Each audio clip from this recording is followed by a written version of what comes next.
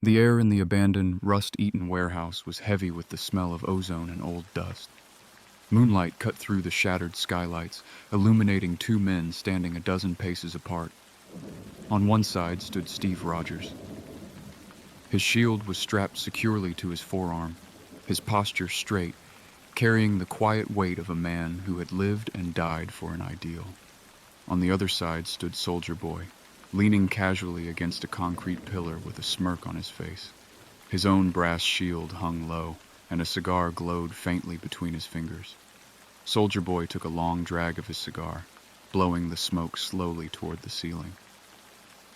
He looked Steve up and down before speaking, his voice laced with casual contempt. "Look at you," he said. "You're like a walking recruitment poster. What's the matter, son? The USO lose its headline act?" Steve remained perfectly still. His voice was firm, steady, and entirely devoid of anger when he answered. "I'm not here to trade insults with you, Ben. I know what you've done. I know what Vought made you, and I know what you've done when nobody was watching. You're a mockery of everything that uniform is supposed to represent." Soldier Boy scoffed. He tossed the cigar aside and crushed it beneath the heel of his combat boot. "Everything it's supposed to represent? Kid, I built the brand. Before me, this country didn't know what a real hero looked like. I fought in the trenches. I stormed beaches while you were probably still eating government cheese and trying to clear your skin." "I was in the trenches too," Steve replied evenly. "And the men I fought alongside didn't fight for fame, or a corporate bonus, or a movie deal. They fought because it was the right thing to do. They fought for an America that stands for freedom, not whatever twisted, bought and paid for version you sell to the highest bidder." Soldier Boy laughed bitterly, shaking his head at the ceiling. "You're naive. It's almost cute. Freedom? The right thing? Let me tell you something about America, Captain. America is a business. It's always been a business. You win, you take the spoils, and you don't apologize for being the biggest, baddest bastard in the room. That's what keeps the lights on. That's what keeps people safe. They want a savior who can crack skulls, not a Boy Scout giving a lecture on civic duty. If you think America is just about power and profit, then you never understood it at all," Steve said, his voice ringing clearly through the empty space. "America isn't a corporation. It's a promise. A promise that everyone has a voice, that the weak are protected from the strong, and that tyranny, no matter what flag it flies, will always be met with resistance." Soldier Boy's smirk finally faded.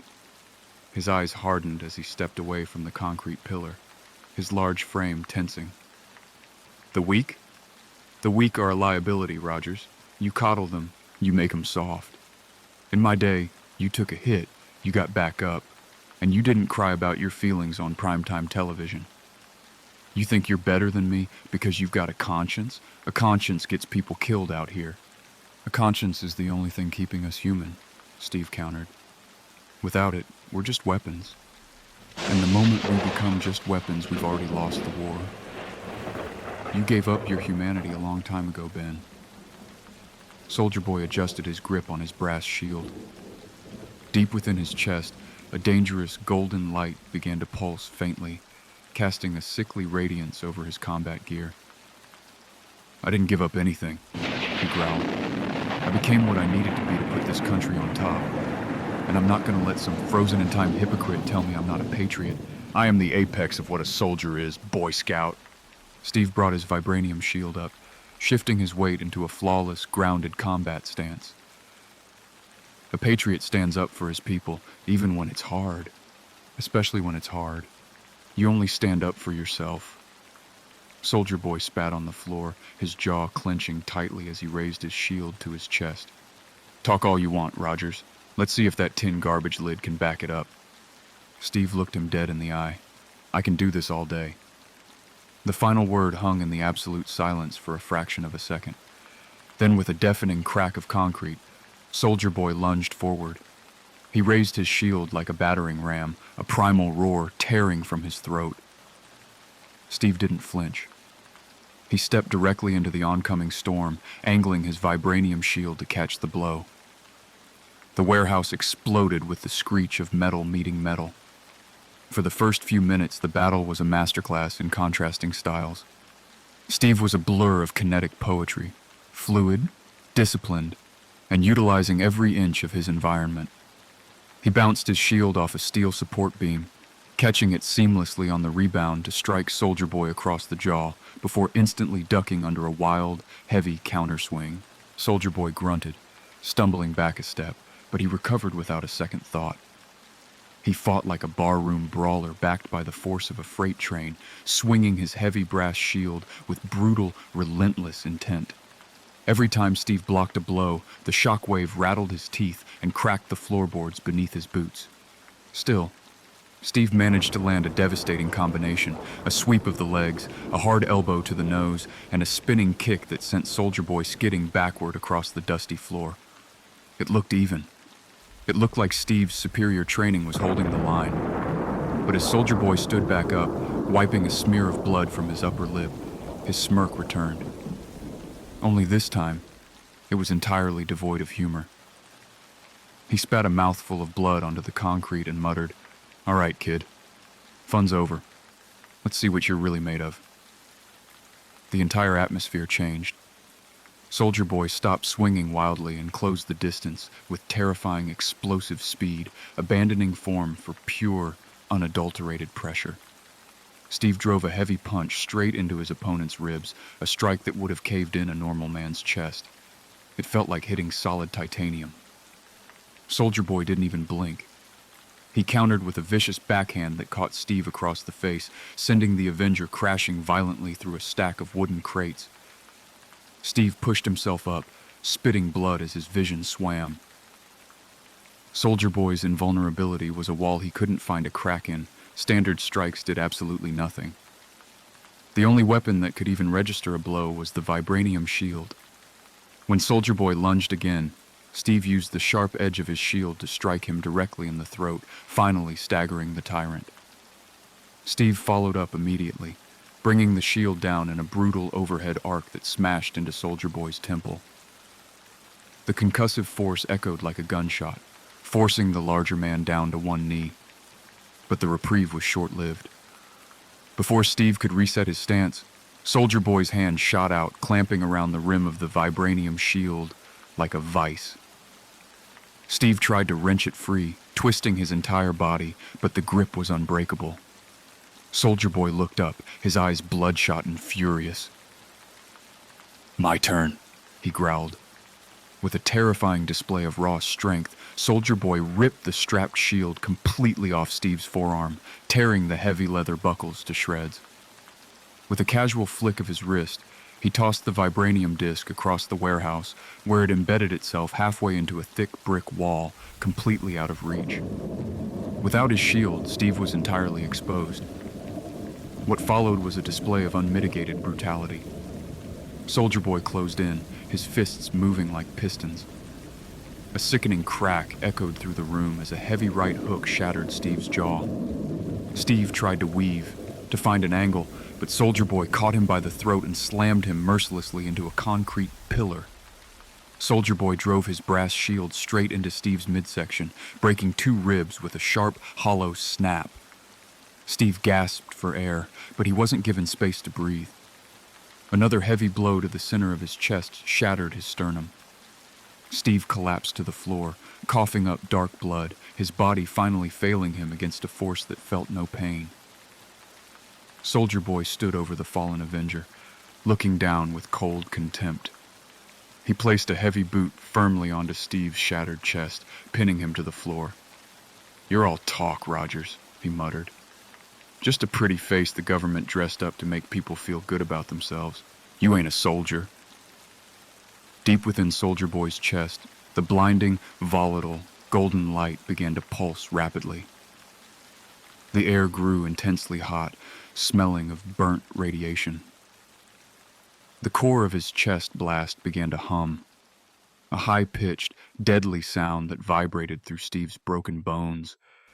Steve looked up, his vision blurring, his body completely broken, but his eyes were still filled with an unbreakable defiance. He tried to move his arm, but he could barely lift his fingers. The golden light flared to a deafening, blinding crescendo. Soldier Boy drew in a deep breath, ready to incinerate the captain into nothing but ash. Then a sudden, rolling crack of thunder shook the very foundations of the building. It wasn't the sound of the chest blast. Outside, the midnight sky turned a violent, jagged purple. Through the shattered skylight, a sudden arc of pure, blinding blue lightning crackled across the ceiling, illuminating the entire warehouse. Soldier Boy paused, his chest still glowing, his brow furrowed as he looked up at the roof. Far across the warehouse, buried beneath the mountain of shattered crates and rubble from their opening exchange, something began to shift. A low, resonant hum vibrated through the air, a frequency entirely different from the radioactive glow. Suddenly, the rubble exploded outward. A block of dark, cosmic metal, wrapped in a leather strap, rose slowly from the ashes.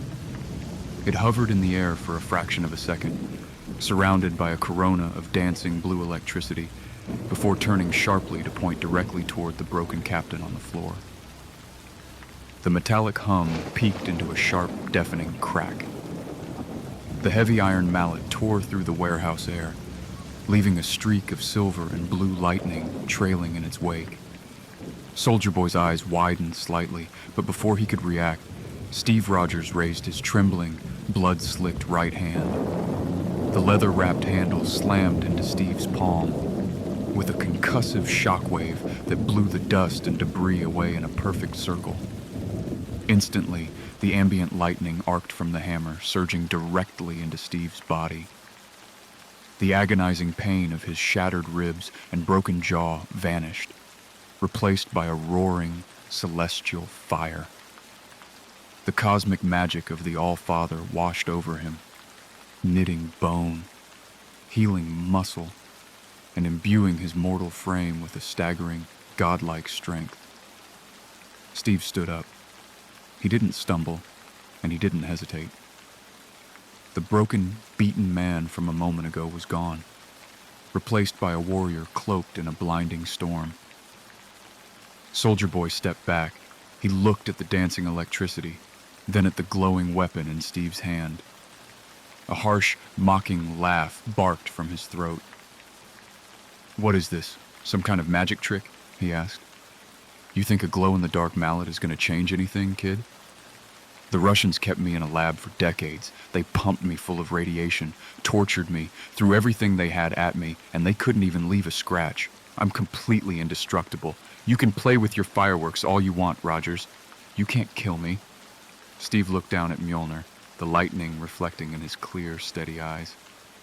When he looked back up at Soldier Boy, there was no anger in his face.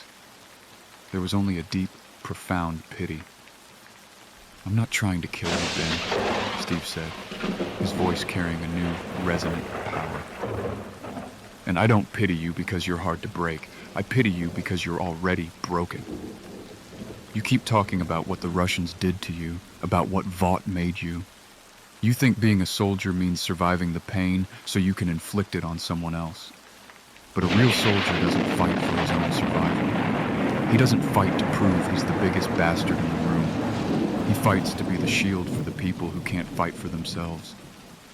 The golden radiation in Soldier Boy's chest throbbed, his jaw clenching in fury as Steve's words struck a nerve deeper than any physical blow could. "Shut the hell up!" he roared. "I built this country. I'm a goddamn hero." "No," Steve said flatly. "You're just a bully with a title. This hammer, it doesn't care about super serum. It doesn't care about your brand, your ego, or how many beaches you stormed. It only answers to one thing. When all hope is lost, light will always shine against the darkness, but only for those who have the heart to wield it. And you, Ben, you could live 1,000 lives, and you would never, ever be worthy." With a scream of blind, insecure rage, Soldier Boy lunged, throwing his entire weight into a catastrophic, radioactive-fueled punch meant to vaporize Steve's head. Steve didn't dodge. He stepped directly into the swing. With the explosive power of a dying star, Steve brought Mjolnir across in a single, devastating upward arc. The hammer connected squarely with Soldier Boy's jaw. The impact didn't just shatter the sound barrier, the sheer, godlike concussive force bypassed the man's invulnerability entirely, rattling his brain directly against his skull. The blinding golden light in his chest instantly snuffed out like a candle in a hurricane. Soldier Boy's eyes rolled back into his head, his momentum halted instantly, and he dropped to the floor like a felled oak, completely unconscious before his body even hit the shattered concrete. The warehouse went dead silent. The lightning faded back into the hammer, leaving only the quiet, steady breathing of the captain, standing in the moonlight,